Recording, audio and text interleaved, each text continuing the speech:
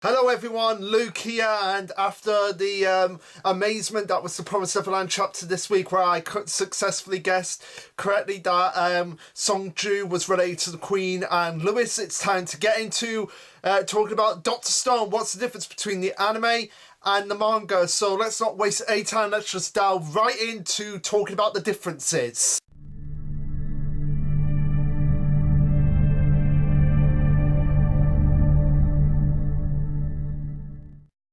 Alright, so these episodes cover the flashback of finding out the origin of the Ishigami village, and obviously focusing on Byakuya and his colleagues aboard the International Space Station, and also getting into the start of the versus Hyuga arc, the start of the Stone War saga. Now, a lot of people make the assumption that Stone War is called the arc of from when Hyuga attacks when Tsukasa defeated, and that's incorrect. It's called the Stone War saga, consisting of the versus Hyuga arc and also the communications arc, which are the two arcs. Which, in my opinion, we're going to be delving into a little bit of the communications arc before the anime stops. I reckon we're going to be stopping no, not at the end of volume 6, but at the end of volume 7. I reckon that's going to be the stop-off point right as we're starting to get into the crux of the Stone War saga. So that's really what I wanted to say in regards to that, because a lot of people seem to have that misconception about what's the difference between the arcs and the sagas. But that's a minor thing that I wanted to bring up. But for now, the first major difference that I want to talk about that I made my notes is that Chrome and Kakaku seem a little less shocked, and the point I wanted to talk about is this point right here, where they're just like freaking out on the fact that that Senku's going on about Rui probably knowing about him from the folklore or old wives' tales and that, and she's just answering yes. Whereas in the anime, they seemed a lot more relaxed and calm. Now, I don't know whether they did that, because it seemed too similar to the reaction down here. So I don't know whether they changed it because of that. But that's a little change that I felt was welcomed, because yeah, it was a little bit too over the top even in the manga. Now, a lot of these notes are going to be really from episode 16, and one keynote that I wanted to talk about here is, it has nothing to do with the differences, it's just something that I brought up, is that I don't like Byakuya's Japanese voice, and that might seem a little bit controversial for judgment to say, but yeah, I really don't like it. And the reason why I don't like it is that he just sounds a little bit too old to be Byakuya. Like, he's doing a bit too much of a gravelly old man voice. I mean, I kind of get what they're going for. Like, he's Senku's old man, so they're probably making it sound like he is an actual old man. But the way he sounds more like he's Senku's grandfather rather than supposed to be Senku's father. Now, I know he's not Senku's actual father, but come on. He raised Senku from when he was really young. He's pretty much his father at this point in the story. But anyway, that's one thing I didn't like about the Japanese version. Now, the English dub, they actually got a much more decent voice for Byakuya. It sounded a lot more around the age where he was supposed to be sort of like in his early to mid 40s, whereas in the Japanese it just sounded like he was more like in his late 60s, early 70s. But that's just my opinion on that matter, and it doesn't take away from the fact that he did a good job in bringing Byakuya to life. It's just like I just felt like his voice wasn't right for the part, basically. Now, one line that the anime did leave out was Byakuya not mentioned that Senku's knowledge has grown leaps and bounds, which is right here, this line right here, and he says, always intrigued by the wonders of science, his knowledge grew by leaps and bounds. And the reason why I feel like this is an important line is because it establishes firmly that Byakuya had so much trust in Senku that if something bad was to happen, that he knew he would know how to cope, just on the basis of the fact that he has known him pretty much all his life. And it's like, okay, this is my son. I know what he's all about, and I have proper faith in him that the fact that he's got his knowledge up there as one of the best, that he will be all right regardless of what happens to me. And also, another thing that was actually changed, which really doesn't affect anything, is Byakuya gets the message about recruitments for the International Space Station mission outside his lecture room, whereas in the anime they actually have it in his lecture room. Now, I don't know whether they just changed it just because they felt like it made more sense in that regard, like he was teaching and then he would get a message right after he finished teaching. So either way, it doesn't really affect anything in the grand scheme of things. Also, guys, if you're wondering why the Promised Neverland poster is sort of on a slant, it's because somebody moved the boxes that it's stacked on, and I've had to kind of like move it back into place. So yeah, I apologise for that if that's a little bit distracting. And also, it will be replaced by Dr. Stone at some point. I'm just still waiting to actually go out and actually get the frame for the actual poster itself. I've got the poster for Dr. Stone, and like I said, it's the cover of Volume 5. I'm just waiting to actually go out and get the actual frame to actually put the poster in. But anyway, that's something I wanted to say. And also, as well, we get in the anime Senku looking up the recruiting page as well and smiling at the fact like, yes, his dad is finally going to get his chance once again to actually get on board that International Space Station. And I would have actually been amazed about what would have happened if Byakuya had not been on the space station when the petrification had come about, whether he would have actually broken out at the same time as Senku in that regard. That would have changed completely the structure of the entire series itself. Now, three things that I actually do have kind of like mixed feelings on are the fact that mostly I'm positive about it. It's the fact that they changed the lines from the statue saying the lines, and if you're wondering what, it's here, right here, where you can actually see that it's the statue actually thinking, what are you doing with me? And it was actually changed to Taiju actually saying, Senku, what are we going to do with this thing? And I'm really glad that they actually took that, because that is a little bit too far-fetched, even for a series as out there as Dr. Stone. It's still and this is supposed to be like just a figurine of to do with science, and the fact that they added something like that in, even though it was funny, that just the fact that the statue was actually saying that, in the grand scheme of things, it doesn't make a lick of sense for it to actually be saying that. And I'm really glad that they actually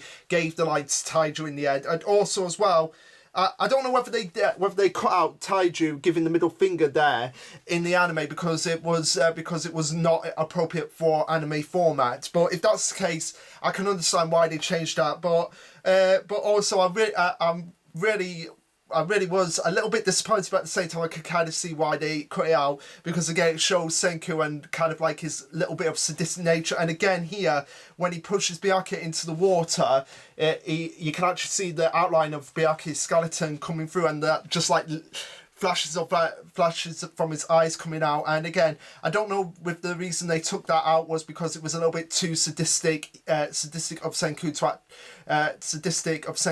actually not sadistic of Senku, if it was like too much for the anime to actually include, and they had a little bit of standards practice and they thought like we can't show this at all in the episode itself. So if that's the case, I'm perfectly fine, and I completely understand why they did change it. Now, one thing the anime did add, which I'm really happy that they did, and again, this is what I've loved most about the Dr. Stone anime, is that they're adding little bits in without actually taking anything away. Like I said before, it's just like they're adding that little bit of extra sprinkles onto the cake that is the Dr. Stone adaptation. And one of those is the fact that not only do we get like a little bit of a flashback of Byakuya observing Senku and his experiments, but also we get during Byakuya's speech here when he's like getting his notion together to go on the International Space Station, we get flashes of Senku over Byakuya's speech, and I love that because it shows the complete faith that Byakuya has in his son and the complete love that he has for his son, and how he's doing all of this in order to give his son a better life in the future and to actually succeed in his endeavours as much as it is for himself on a personal level. And that's what I really love about it.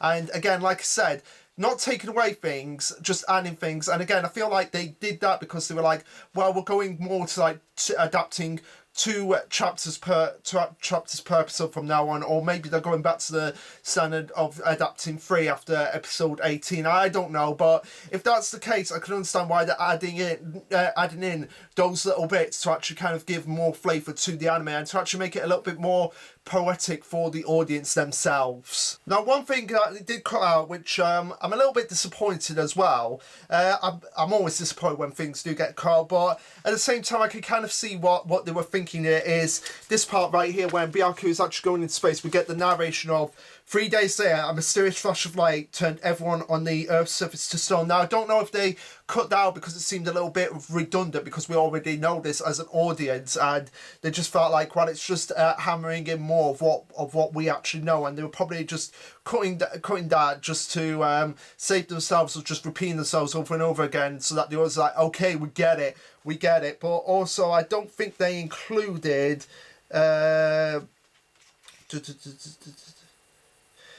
Yeah, they didn't include this part right here where, again, Byaku is travelling to the space station, which reads, this was the day before that fated one where everyone on the Earth's surface turned to stone. Senku's father, Byaku Ishigami, arrived on the International Space Station. Now, again, I don't know whether they just decided not to include that because it seemed a little bit more redundant, but again, because it's not included, I have to talk about it in this episode as well, because again, it's what's the difference. Now again, something else that I'm going to actually praise the anime on is that we get more of an introduction to the individuals on the International Space Station, whereas in the anime, it's more a case of just like saying, hi, how are you? You were just pretending and everything. Oh, that's nice. And it just happens in rapid fire succession. From like here, it's like, oh well, welcome to the International Space Station. Hi, how are you? I spent 50 million on this. Oh, come on, you know you're all kidding. Ha ha ha. I'm just kidding in that. And I feel like it was just happening too much, and we didn't kind of get an introduction to these characters as they are, as much as we should. Whereas in the anime, we get introductions to all of them and get to understand like what they are, what their occupations are, why they are on the space station, and what their individual roles are on the space station. Also, we get a look into like Connie being this like super fan of Lillian as well, and just getting to know her personality a little bit more. And I'm really glad that they added that in. Again, like I said, it's just giving more depth to the characters and just adding more to them rather than taking away and just being like, okay, quick, we've got to get through all of this really, really quickly, all of this really quickly. We can't have time for like adding and building on characters. So I'm really glad that I actually included that, and also I'm really glad that in the dub the dub actors actually gave Russian accents for Daria, Yakov and Shamil. I believe that's how you pronounce their names. But yeah, I'm really glad that they actually remembered, like, okay, they're Russian, so it's best if we try to give them Russian accents, and they seem to put it off really well in my opinion. And I've got to give credit where credit's due on the dub's part there, that they actually did give Russian accents to those characters to establish that yes, they are supposed to be Russian. But one thing that I didn't like in the actual anime is when Lillian's doing all of this like crazy expressions and that, like, what's with these cramped passageways? I'm not like you people. I paid $50 million for a seat on the Soyuz Sunker drunk. I'm a space tourist. In the anime, the actress just doesn't seem to pull off that annoying, like angry, gruff, diva-ish nature about her, which makes Byaku's outburst and her eventual terms seem a little bit not as impactful as it would have been if she was actually properly faking it throughout that entire introduction herself. So I'm really disappointed in that regard, but again, I'm more than happy that they actually included more scenes of the characters just interacting with each other and getting to know each other. Rather being like, right, hi everyone. Oh, let's play Lillian's music. And now one thing I want to say as well is I didn't notice this at first when I read the manga, but Lillian has a necklace round her neck, and that's very important for the actual females of the Ishigami village, and how they all have like a necklace round the neck. So maybe they got that inspiration from Lillian herself. And one thing I want to say as well is that the songs in the episodes that Lillian plays are actually really good, and again, it's really good that they actually got a real good singer, because it helps to foreshadow later on where they're actually trying to convince Tsukasa that Lillian's still alive and actually playing her music, and it's really good in that regard. And I really love the scene of just everyone around the world just listening to the music, which wasn't in the anime itself. And the singer for the anime is both in Japanese and English. It's the same singer. Her name is Laura Pitt Pulford.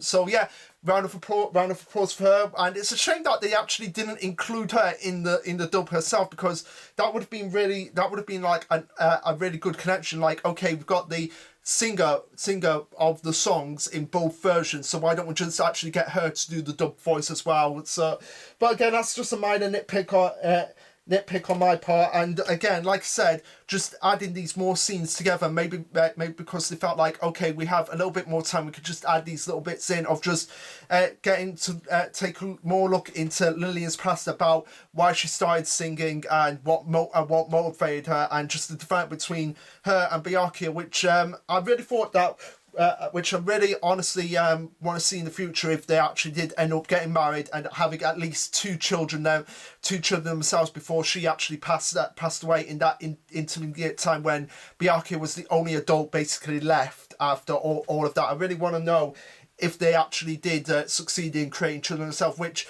it's obvious that they did, because of the look of the way Ruri and Kokoko actually look. They look very similar to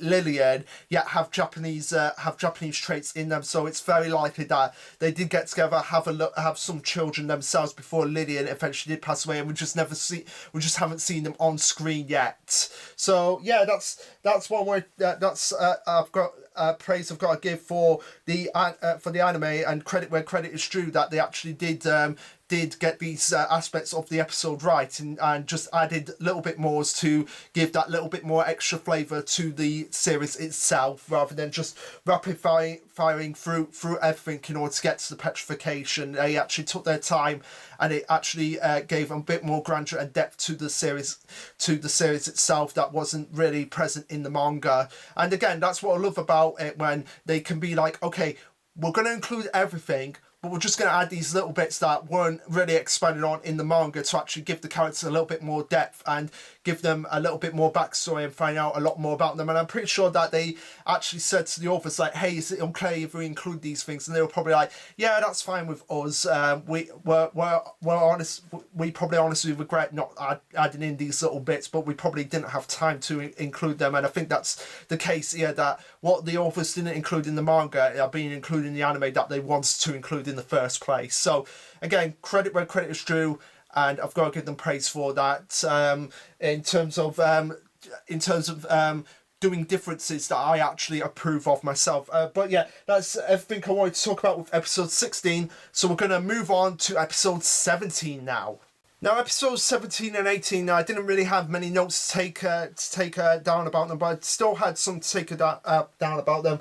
Now, the recap in the episode of what actually happened at the end of episode 16 replaces the narration, which reads, "The mysterious flash of light turned every human on Earth to stone, but not those from Earth. The six aboard the IS were the were the exceptions." Now, with this, I actually have an idea of what if everyone on Earth wasn't turned to stone, and they're just making and Byakuya just made an assumption, and which he passed on in the 100 Tales, because it seems pretty unreasonable to assume that some people were actually in caves and now I know that in schools they were actually being covered from the initial blast of light, but again, there could be the case of like there were people underwater at the time, or people in caves far away from any point of when the petrification could have actually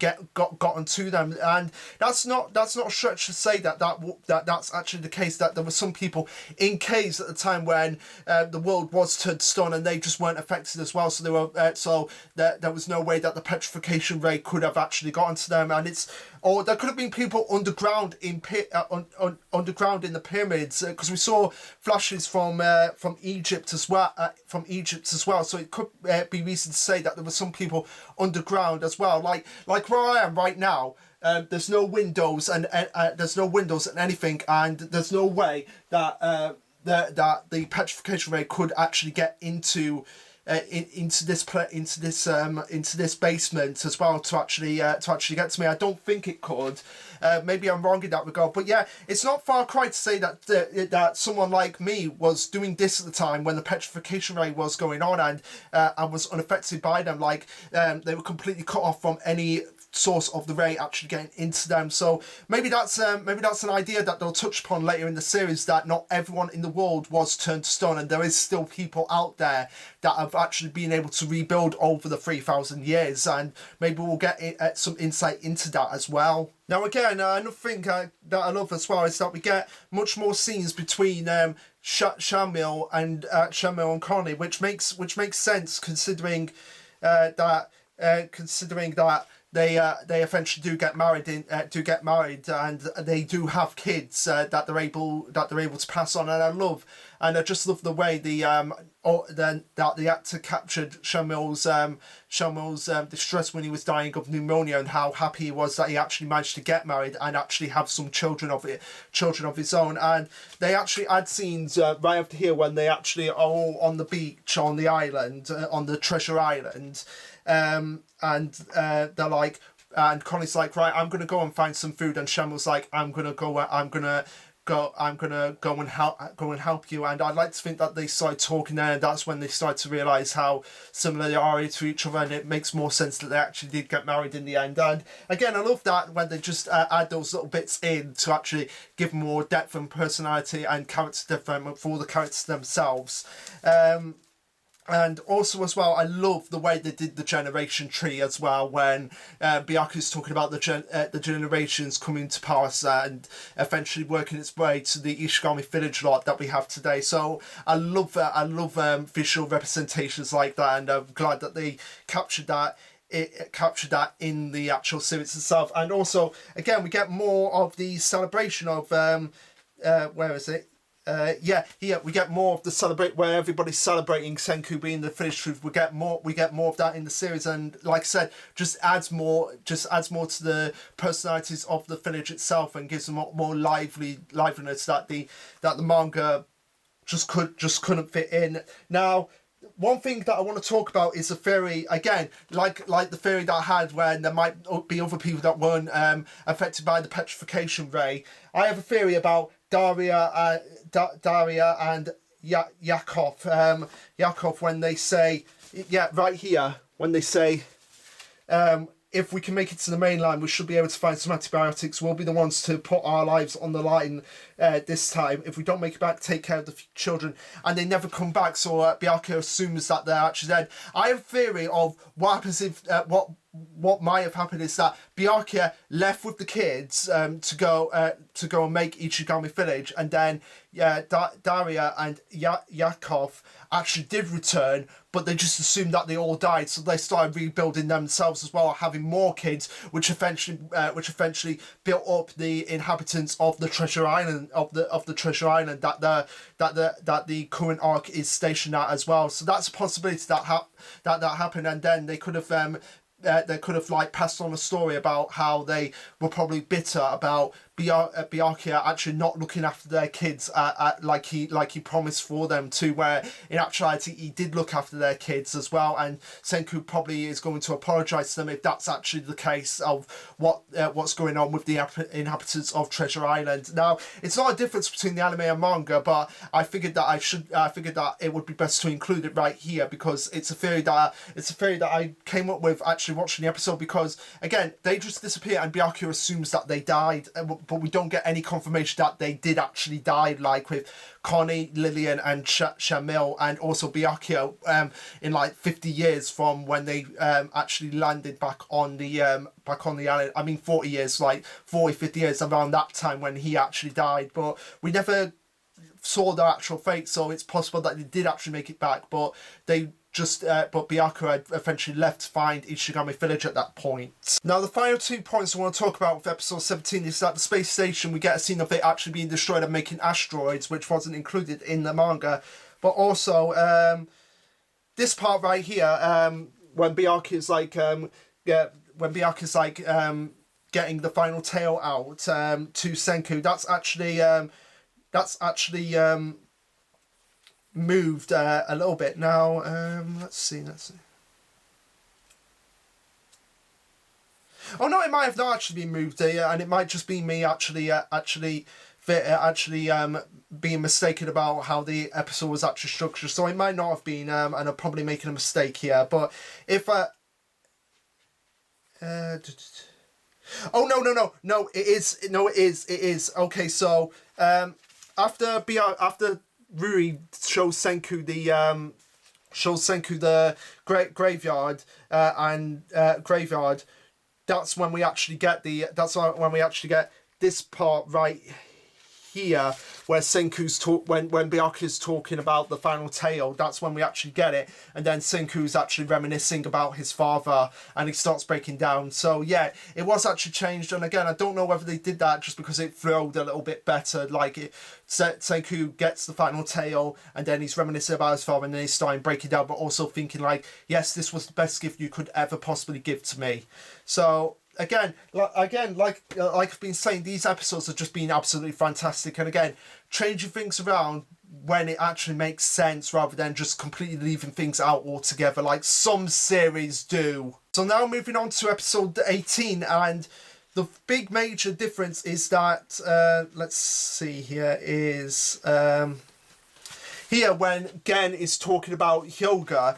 That actually comes after the attack from Hyoga actually starts, and he actually starts attacking Kimru. And I feel like the reason why they did that was to actually show, okay, this guy is a threat, and then we actually find, okay, this is how serious of a threat he actually is, because Gen is the one who's actually saying this. And one thing that we don't get in the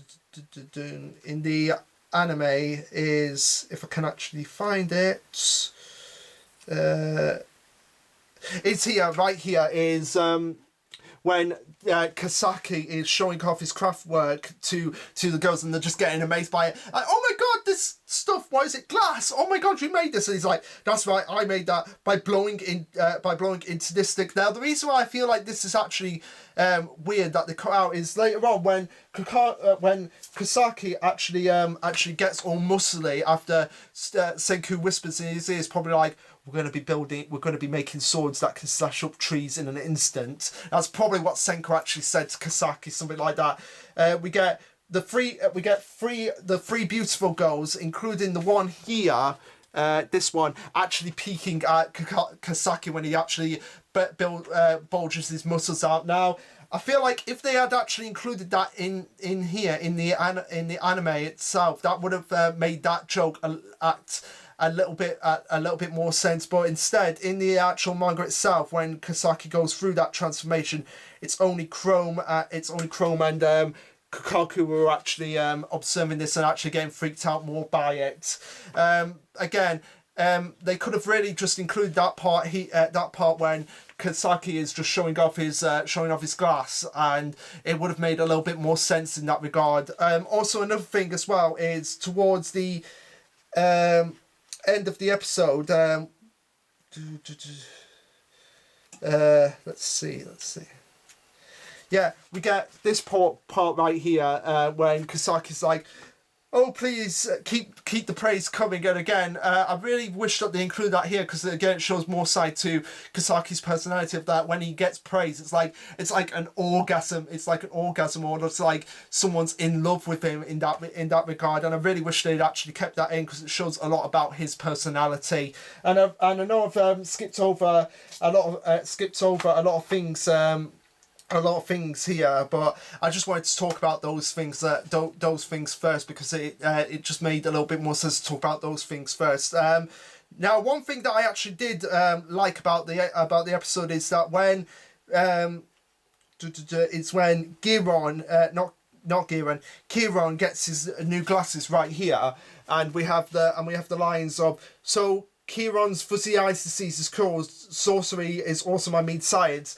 It's only random people that are actually saying that, whereas in the anime it's actually Turquoise and Cocos Father who are saying those lines, which makes a little bit more sense since they've had more screen time, and it makes more sense for them to actually say the lines, because they're starting to like come around to Senku's way of living themselves. Now, the last three things I want to talk about with these 3 episodes is that during this bit right here, when it's only Hyoga and his forces, we get more sense of aggression from Hyoga's forces. And again, I love that about the anime, how they're just adding more to the personalities of the characters to get us knowing about them more, and they're not just like these two-dimensional gruff nature characters. We actually get like just how gruff they can actually be. Maybe they are two-dimensional in that regard, I don't know, but I just love the fact that we actually got to see more of them and get to know them a little bit more based on what they added in the episode itself. And also a couple more things as well is that the flashback involving making the katanas, like right here, that only comes after we have the attack from Senku and the Kingdom of Science, and the Hyoga's forces are going, in the Storm World, how did they actually make it? And then that's when we get the flashback to actually making the katanas themselves. And the last thing that I want to talk about is that after Magma loses his sword, he just immediately just goes and grabs Giron's sword, whereas that actually happens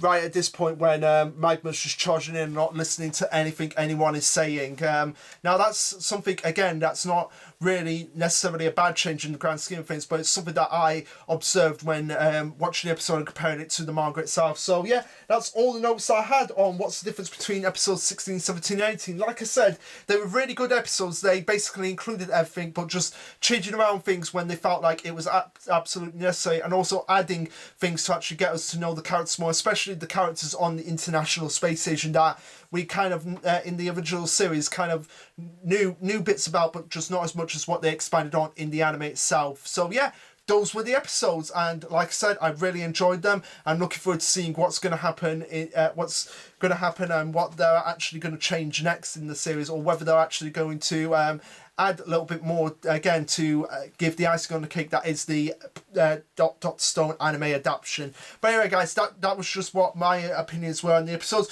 What did you guys think? Let me know. Like, subscribe, comment, all that jazz. And this will be Lasher Luke signing off. Later, guys.